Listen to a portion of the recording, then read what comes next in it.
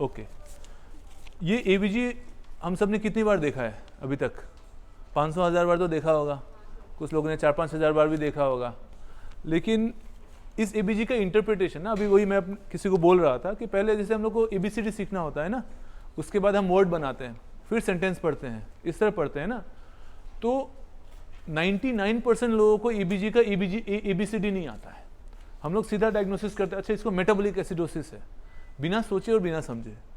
तो आज एबीजी अपने आप में एक बहुत बड़ा किताब है, ठीक है, इसको समझने के लिए बहुत इन डेप्थ परसेप्शन चाहिए। लेकिन आपको बेसिक तो पता होना चाहिए कि आप अगर ड्यूटी कर रहे हो या फिर क्या कहते हैं हमारे डॉक्टर्स हैं या आप लोग हो, आप लोग जब भी ड्यूटी कर रहे हो तो इतना तो समझ आना चाहिए कि प्रॉब्लम है, उसके बाद तो सोल्यूशन ढूंढेंगे ना। तो प्रॉब्लम कब समझेंगे? जब इसका हम लोग एबीसीडी समझेंगे। बिना एबीसीडी समझे इसका हम लोग प्रॉब्लम नहीं समझ सकते हैं। तो इसका सबसे पहला जो इंपॉर्टेंट पैरामीटर क्या होता है? सबसे इंपॉर्टेंट पैरामीटर इस एबीजी का पीएच।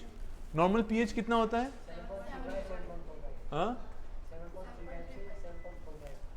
7.35 टू 7.45। तब तो सारे एबीजी तो नॉर्मल हो जाएंगे। अगर 7.35 हम कंसिडर करेंगे, 7.45 तो बहुत बड़ा रेंज हो गया ना। तो आपके 90% एबीजी तो नॉर्मल हो गए, फिर कैसे उसको एबनॉर्मल बनाएंगे? एबीजी में हमारा पीएच होना चाहिए 7.4। इससे कम होगा तो एसिडोसिस मानेंगे, इससे ज्यादा होगा तो एल्कालोसिस मानेंगे। इसमें रेंज नहीं आता है, सबसे पहली बात, ठीक है। इससे कम हुआ तो एसिडोसिस है, इससे ज्यादा हुआ तो एल्कालोसिस है।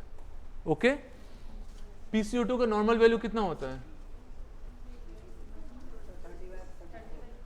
35 टू 45, ठीक है, 35 टू 45 नॉर्मल वैल्यू होता है। लेकिन फिर इसमें तो सब ही नॉर्मल हो जाएगा, फिर प्रॉब्लम ही नहीं आएगा। 40, ठीक है। तो ये दो फिगर हमें याद रखना पड़ेगा इस एबीजी को पढ़ने के लिए। बाइकार्ब नहीं चाहिए हमें इस एबीजी को पढ़ने के लिए, सबसे पहली बात, ठीक है। अगर पीएच कम हो रहा है, अगर ये पीएच कम हो रहा है मतलब 7.4 से कम हो रहा है कि तो 7.3 हो गया, 7.2 हो गया, 7.29 हो गया। अगर 7.39 भी हुआ तो हम उसको क्या बोलेंगे? कम हो रहा है, एसिडोसिस आएगा। इस एबीजी पढ़ने का यही तरीका होता है। अगर 7.39 भी है तो भी हम एसिडोसिस ही बोलेंगे उसको, 7.3 है तो भी एसिडोसिस बोलेंगे, 7.2 है तो भी एसिडोसिस बोलेंगे। अब हमें एब्सोल्यूट वैल्यू से कोई मतलब नहीं है।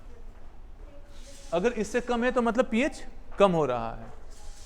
अगर ये पीएच बढ़ रहा है मतलब 7.4 से 7.41 हो गया, मतलब पीएच क्या हो रहा है?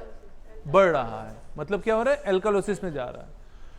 सबसे पहला हम इसका डायरेक्शन देखेंगे। हमें इसके वैल्यू से कोई मतलब नहीं होना चाहिए, कितना है कोई मतलब नहीं रखता। इससे कम है, इससे ज्यादा, ये बहुत मतलब रखता है, ठीक है।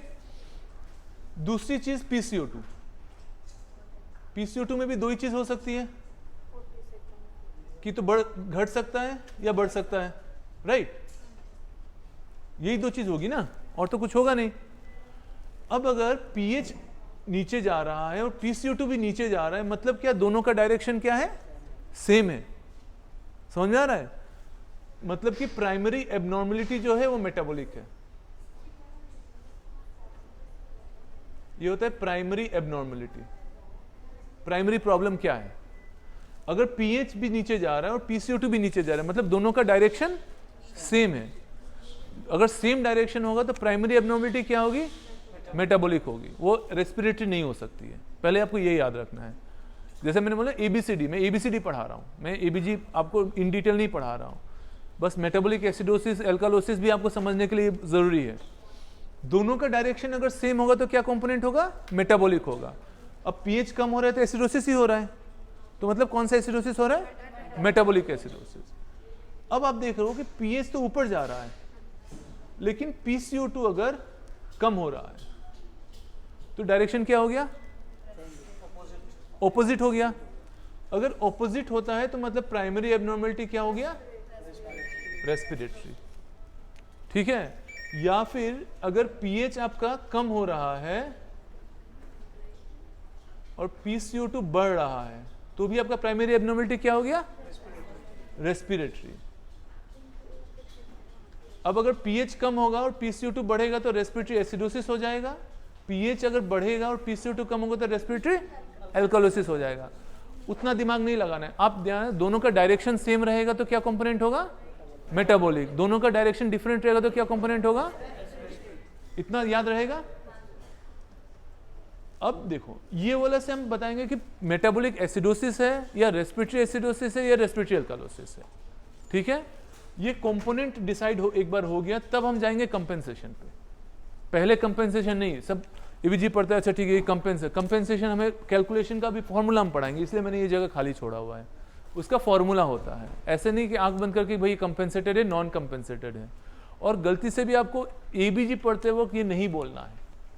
जब आप एबीजी बोलोगे आप सिर्फ बोलोगे कि मेटाबॉलिक एसिडोसिस है, मेटाबॉलिक एल्कालोसिस है, रेस्पिरेटरी एल्कालोसिस है। अगर उसके ऊपर आप बोल रहे हो और अगला बंदा अगर पढ़ा लिखा है, मतलब आप अपने पैर पे कुल्हाड़ी मार रहे हो। ठीक है, ये बात याद रखना, नहीं समझ में आएगा, कॉम्प्लिकेटेड फॉर्मूलास आता है। अब आ जाओ, अब जो होता है कि पहले हम लोग इसका, अब जैसे हम लोग ये डिसाइड कर लेंगे कि मेटाबॉलिक है या रेस्पिरेटरी है, तो फिर हम कंपेंसेशन पे जाएंगे। कंपेंसेशन में सबसे पहले हम लोग एक्यूट देखेंगे कि एक्यूट रेस्पिरेटरी एसिडोसिस। दूसरा क्या हो सकता है,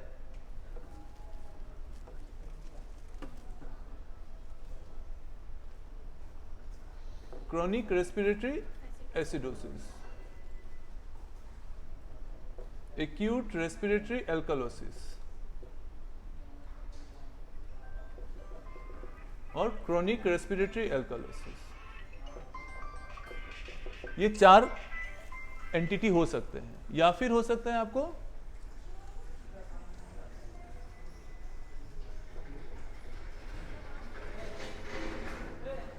मेटाबॉलिक एसिडोसिस या मेटाबॉलिक एल्कालोसिस। बस इतने ही कंपोनेंट बन सकते हैं एबीजी में, इससे ज्यादा नहीं बन सकता है। ठीक है, अगर कोई बनाता है तो उसको नोबेल प्राइज मिलता है, अभी तक तो इतना ही नोबेल प्राइज मिला हुआ है। ठीक है, तो इतने ही कंपोनेंट बन सकते हैं एबीजी में। इसके अलावा चौथा कंपोनेंट, मतलब 1 2 3 4 6 कंपोनेंट, 7वां कंपोनेंट अगर कोई भाई साहब बना देते हैं तो उनको नोबेल प्राइज मिल जाएगा। ठीक है, क्योंकि बॉडी सिर्फ इतना ही कर सकती है। अब हम आ जाएंगे कंपेंसेशन पे, इसको बोलते हैं कंपेंसेशन। कंपेंसेशन क्या होता है,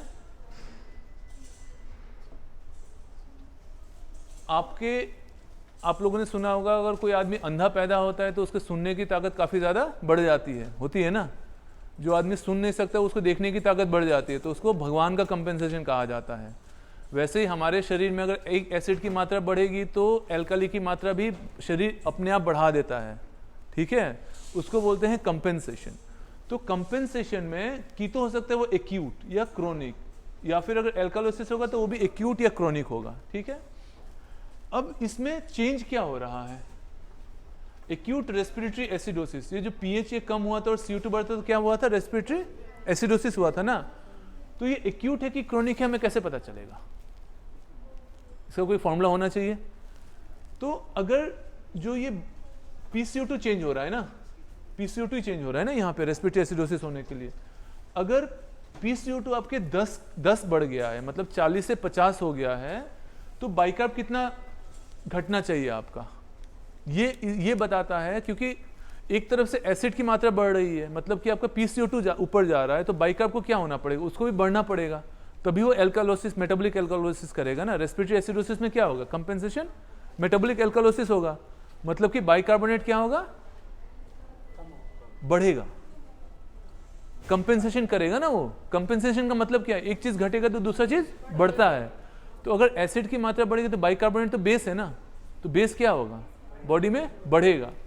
तो अगर आपका PCO2 10 के रेट में, मतलब 40 से पेशेंट का PCO2 50 हो गया, तो बाइकार्बोनेट किस रेट में बढ़ना चाहिए, अगर वो 24 से 25 हो गया है, मतलब कि वो एक्यूट रेस्पिरेटरी एसिडोसिस है। मतलब कि आपका PCO2 तो 10 के रेट में बढ़ गया, 40 से 50 हो गया, और बाइकार्बोनेट सिर्फ 1 बढ़ा है, तो वो हो गया metabolic compensation for the respiratory acidosis, और वो एक्यूट होता है। अब क्यों होता है मैं आगे समझा रहा हूँ। क्रोनिक रेस्पिरेटरी एसिडोसिस में क्या होता है, अगर आपका क्रोनिक रेस्पिरेटरी एसिडोसिस में भी सेम होगा, PCO2 क्या होगा, बढ़ जाएगा, क्योंकि CO2 एसिड जो कार्बन डाइऑक्साइड होता है वो एक तरह से एसिड होता है शरीर के लिए, और बाइकार्बोनेट क्या होता है, बेस होता है। तो अगर क्रोनिक रेस्पिरेटरी एसिडोसिस में अपना PCO2 ऊपर जा रहा है तो बाइकार्बोनेट क्या होगा, वो भी बढ़ेगा, तभी तो बैलेंस मिलाएगा ना। एसिड बढ़ रहा है तो बेस को भी तो बढ़ाना पड़ेगा, तभी तो बॉडी में इक्विलिब्रियम बढ़ेगा। अगर क्रोनिक रेस्पिरेटरी एसिडोसिस होता है तो कंपेंसेशन 4 का आता है। 1425 का फॉर्मूला होता है, देखिए 1425। Acute respiratory acidosis, chronic respiratory acidosis, acute respiratory alkalosis और क्रोनिक रेस्पिरेटरी अल्कालोसिस, इसका 1425 का फॉर्मूला होता है। ये प्रॉपर इसका नाम होता है। ये जो अप्रोच मैं आपको पढ़ा रहा हूँ इसको बॉस्टन्स अप्रोच बोलते हैं। तो बॉस्टन्स अप्रोच में इस तरह का कैलकुलेशन किया जाता है, तब जाके हम बोलेंगे कंपेंसेशन हो रहा है, नहीं तो कंपेंसेशन नहीं हो रहा है। अगर एक्यूट रेस्पिरेटरी एसिडोसिस में कार्बन डाइऑक्साइड बढ़ गया लेकिन हमारा बाइकार्बोनेट सिर्फ 1 बढ़ा है तो उसको डायग्नोसिस करेंगे एक्यूट का। अगर 20 बढ़ गया तो कितना बढ़ेगा? 2 बढ़ेगा ना। अगर आपका कार्बन डाइऑक्साइड 40 से 50 के जगह 60 हो गया तो बाइकार्बोनेट 24 से 26 के आसपास आना चाहिए, तभी हम बोलेंगे कि वो कंपेंसेट हो रहा है और वो एक्यूट है। अगर वो 8 के रेट में बढ़ गया मतलब कि वो क्रोनिक केस है, वो क्रोनिक रेस्पिरेटरी एसिडोसिस है। ठीक है, अब आ जाइए एक्यूट रेस्पिरेटरी एल्कालोसिस। एक्यूट रेस्पिरेटरी एल्कालोसिस में क्या होगा? पीएच बढ़ जाएगा, पीसीओ2 क्या होगा? घट जाएगा, तो उसको क्या बोलेंगे? रेस्पिरेटरी एल्कालोसिस। अब वो एक्यूट है या क्रोनिक है ये हमारा कंपेंसेशन बताएगा। तो उसके लिए हमें क्या देखना पड़ेगा? फिर बाइकार्बोनेट को देखना पड़ेगा। अगर आपका कार्बन डाइऑक्साइड घट तो रहा है, कितने में घट गया? 40 से 30 आ गया है, तब एल्कालोसिस हो गया। तो आपका जो बाइकार्बोनेट है क्या होगा? बढ़ेगा या घटेगा? घटेगा। 24 से अगर 22 आ जाता है तो होता है एक्यूट रेस्पिरेटरी एल्कालोसिस। ठीक है, अब जब क्रोनिक रेस्पिरेटरी एल्कालोसिस मतलब आपका जो कार्बन डाइऑक्साइड है वो 10 में घटा है, क्योंकि रेस्पिरेटरी एल्कालोसिस कब बोलेगा? जब पीएच ऊपर हो रहा है, पीसीओ2 नीचे हो रहा है, तो रेस्पिरेटरी एल्कालोसिस हो रहा है। तो अगर आपका जो इस केस में पीसीओ2 तो कम हो गया, पीसीओ2 आपका 40 से 30 आ गया, लेकिन जो बाइकार्बोनेट है वो 24 से 19 आ गया है, तो इसको बोलेंगे हम लोग क्रोनिक रेस्पिरेटरी एल्कालोसिस। तो ये बेसिकली हम देखते हैं कि ये एक्यूट है या क्रोनिक है, ये देखने के लिए हम लोग ये चेक करते हैं। ठीक है, तो ये है कंपेंसेशन का फॉर्मूला कि 1425 का कंपेंसेशन का फॉर्मूला है, जिससे कि हम देखते हैं कि पेशेंट का ये जो चेंज आ रहा है बाइकार्बोनेट पे या कार्बन डाइऑक्साइड पे, ये 1 दिन 2 दिन की बात है या 4 दिन 5 दिन की बात है, हर पेशेंट में कैलकुलेट होना चाहिए। ठीक है, अब आ जाइए मेटाबॉलिक एसिडोसिस। मेटाबॉलिक एसिडोसिस में क्या हो रहा है? बाइकार्बोनेट बढ़ेगा कि घटेगा? घटेगा, सबको पता है ये बात। ठीक है, तो अब जो हमारा तो कंपेंसेशन किससे होगा? फिर बाइकार्बोनेट तो घट गया, तो किससे कंपेंसेशन होगा? CO2 से कंपेंसेशन होगा। तो हमें इसमें कैलकुलेट करना पड़ेगा CO2 को। तो मेटाबॉलिक एसिडोसिस में बेसिकली हम लोग चेंज इन PCO2 देखते हैं कि चेंज इन द PCO2 कितना हो रहा है।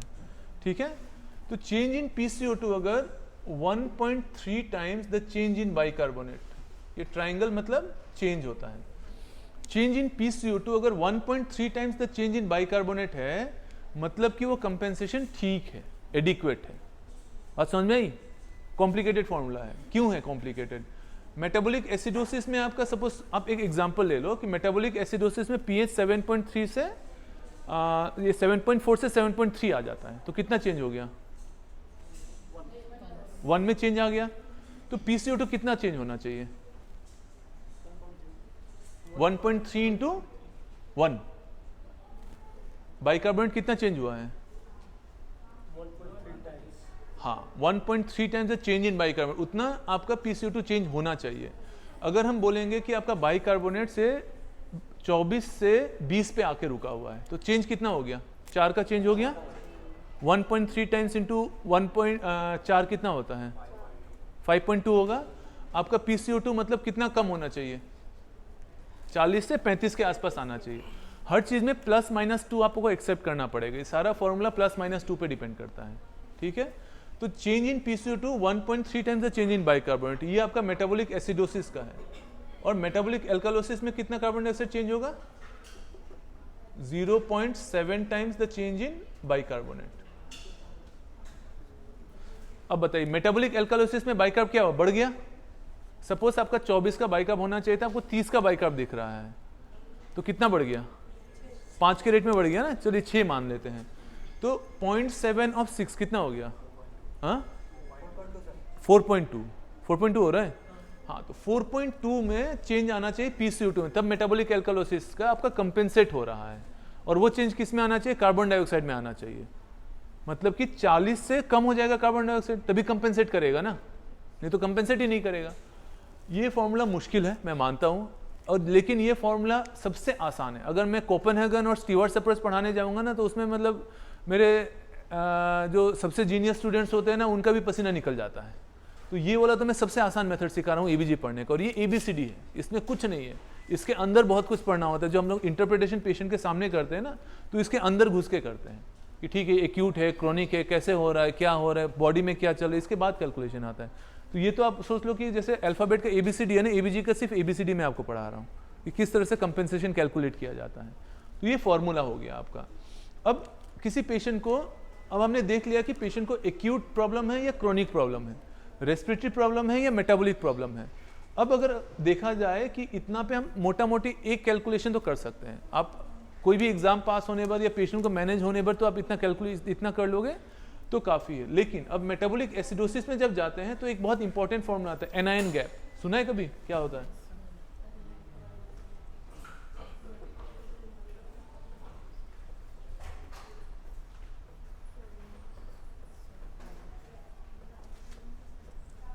ये होता है एनायन गैप।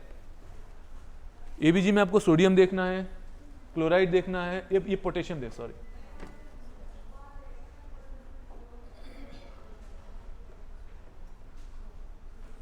ठीक है।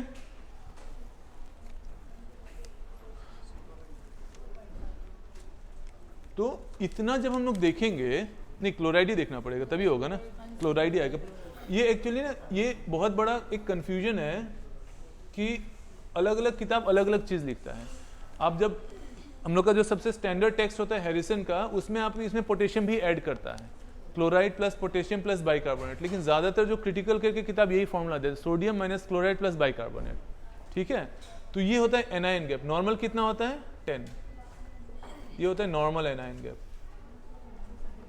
इससे अगर ऊपर चला गया तो हाई एनायन गैप होता है, इससे नीचे चला गया तो लो एनायन गैप होता है।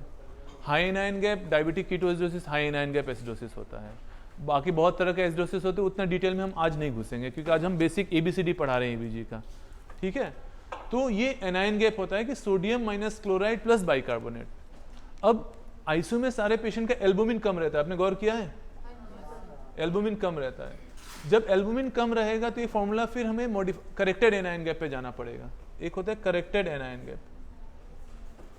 करेक्टेड एनायन गैप क्या होता है? जो भी आपका एनायन गैप आ रहा है plus 1.4 times 4 minus albumin in gram per DL। मतलब कि आपका एनायन गैप और बढ़ जाएगा। एनायन गैप जो आ रहा है सपोज 10 या 11 जो भी आ रहा है, उससे plus 1.4 times the change in albumin, 4 minus albumin in gram per DL। Again और थोड़ा ये मेरे ख्याल से मेरे JRs और SRs के लिए ज़्यादा एप्लीकेबल है कि करेक्टेड एनायन गैप कब हम लोग कैलकुलेट करते हैं। करेक्टेड एनायन गैप अगर पेशेंट को एल्बुमिन कम है तो फिर हम लोग करेक्टेड एनायन गैप कैलकुलेट करते हैं, जिसमें कि एनायन गैप से प्लस में 1.4 times 4 minus albumin in grams पर DL। ये हम लोग चेक करते हैं। ये क्यों चेक करते हैं? कि उसको हाई एनायन गैप है या नहीं है। अक्सर मेरे जो भी रेसिडेंट्स होते हैं वो बोलते हैं कि सर इसको डायबिटिक कीटोएसिडोसिस है। 10 में से 9 बार नहीं होता है। अगर किसी का एनायन गैप बढ़ा हुआ नहीं है तो वो डायबिटिक कीटोएसिडोसिस नहीं हो सकता है। इस एक कागज़ के टुकड़े से हम लोग एनायन गैप आराम से कैलकुलेट कर सकते हैं। आसान तरीका है, sodium minus chloride plus bicarbonate. अगर ये 10 से ऊपर है, 15 है, 16 है, 20 है, 25 है तो हाई एनायन गैप हो गया। High anion gap diabetic ketoacidosis में मिलता है। उसके अलावा किस किस में मिलता है? मिथानॉल पॉइजनिंग में मिलता है, यूरेमिया में मिल सकता है, डायबिटिक कीटोएसिडोसिस में मिलता है, पाराल्डिहाइड पॉइजनिंग में मिलता है, इंजेक्शन ऑफ एंटीफ्रीज में मिलता है, इथिलीन ग्लाइकोल पॉइजनिंग और सैलिसिलेट पॉइजनिंग में मिलता है। तो बहुत सारे कंडीशंस हैं, उतना डीप में नहीं जाना है हम लोग। बस मैं ये बोल रहा हूँ ABCD हम लोग पढ़ रहे हैं आज, और ABCD इतना कॉम्प्लिकेटेड है ABG का, ठीक है। तो अगली बार जब ये छोटा सा कागज़ का टुकड़ा हमारे पास आए ना, अभी मैं बस सेकंड स्टेप तक गया हूँ, इसके बाद 3rd, 4th, 5th स्टेप आता है, तो आई एम श्योर कि उतना ज़्यादा फिर ओवर बाउंस हो जाएगा। बट इतना तो हम लोग को समझना पड़ेगा कि एसिडोसिस और एल्कालोसिस क्या है। ये गलती नहीं करनी है कि pH नीचे जा रहा है, PCO2 नीचे जा रहा है, फिर भी हम रेस्पिरेटरी बोल रहे हैं, ऐसा नहीं बोलना है, ठीक है। तो ये इंपॉर्टेंट है, सारा फॉर्मूलास आप लोगों को याद रहना चाहिए। मैं समझ सकता हूँ कि ठीक है कॉम्प्लिकेटेड फॉर्मूलास है, लेकिन हाँ डॉक्टर्स के लिए स्पेशली मतलब मेरा स्टाफ अगर सिर्फ इतना भी बोल देना तो I am more than happy कि भाई आप समझ पाए कि भाई दोनों का, क्योंकि मैंने इसमें एब्सोल्यूट वैल्यू कुछ नहीं दी है। इसमें आपको देखने पीएच नीचे जा रहा है, PCO2 नीचे जा रहा है, दोनों सेम डायरेक्शन में जा रहे हैं तो मेटाबॉलिक हो गया। अगर दोनों उल्टे डायरेक्शन में जा रहे हैं मतलब रेस्पिरेटरी हो गया। इतना तो मैं एक्सपेक्ट करता हूँ आप लोगों को बोलने के लिए, इससे ज़्यादा आप लोगों ने। जहाँ तक JR का सवाल है, मेरे ख्याल से आप लोग इतना तो आप लोग को समझ जानना चाहिए। कभी भी आप ABG देखो, इतना आपको कैलकुलेशन आना चाहिए कि कंपेंसेटेड है नहीं कंपेंसेटेड है। अभी मैंने इसे पूछा कंपेंसेटेड, तो कंपेंसेशन का इतना लंबा चौड़ा फॉर्मूला है, इसलिए मैं भड़क जाता हूँ। जब आप लोग बोलते हो ना कंपेंसेटेड मेटाबॉलिक एसिडोसिस है, कंपेंसेटेड रेस्पिरेटरी एसिडोसिस, ऐसा नहीं होता है। इतना जब तक आप डीप में नहीं जाओगे, समझोगे नहीं चीज़ों को, कोई मतलब नहीं कंपेंसेशन का। आप मत बोलो ना, फिर इतना ही बोलो, इतना बोल दोगे काफ़ी है। अगर कोई बंदा को पता चला कि ये बात पता है और आप उसको मतलब वो बोलोगे कि भाई मैंने कैलकुलेट किया, जनरली कोई कैलकुलेट नहीं करता है। तो जब बेड साइड होते हो तो कैलकुलेट करना चाहिए। ये फॉर्मूला यही है, आपको ये कहीं भी गूगल के पेज से आप ढूंढ लोगे, Boston approach to read ABG मिल जाएगा। और ये ABG पढ़ने के लिए बहुत ज़रूरी है। आप लोग सिर्फ इसको कागज़ का टुकड़ा, इससे आप 90% मैनेजमेंट आप ICU में कर सकते हो पेशेंट का। And this is just the beginning, इस और बहुत डीप है इसमें। ठीक है, चलो ओके, थैंक यू। ऑफ कर दो।